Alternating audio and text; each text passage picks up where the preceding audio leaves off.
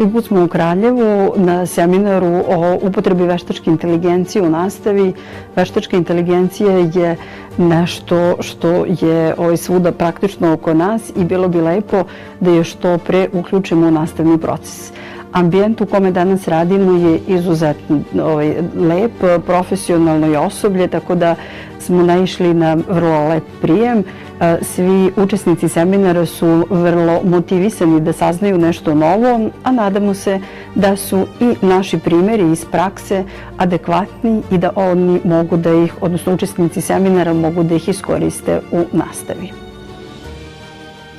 Na današnjem seminaru u Centru za stručno usavršavanje upoznali smo se sa novim alatima u polju veštačke inteligencije koji će nam pomoći za kvalitetniji rad, kako za pisanje samih naših priprema, tako i za vođenje kompletne pedagoške dokumentacije u školi.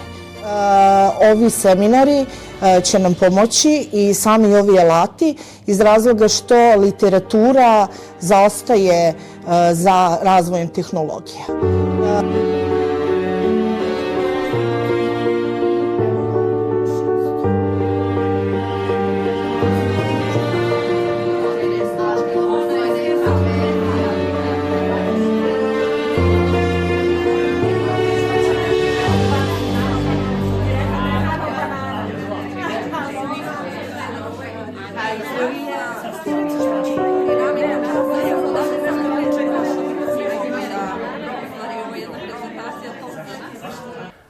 Sa današnjeg seminara ću poneti jako pozitivne utiske.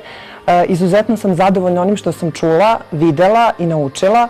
Došla sam sa određenom količinom znanja, ali sam zaista otišla bogatija. Edukatori su nam pružili izuzetan ugođaj i naučili smo šta sve možemo da koristimo kako bismo unapredili svoj rad u školi, kako bismo prevashodno mi bili zadovoljni, a kada smo mi zadovoljni, zadovoljna su i deca. Pozivam sve kolege koje žele da unaprede svoj rad, da rade prvenstveno na sebi, da dođu, da se prijave, jer je jedno neverovatno iskustvo i ovo je do sada najzanimljiviji seminar na kojem sam bila, a bila sam čest.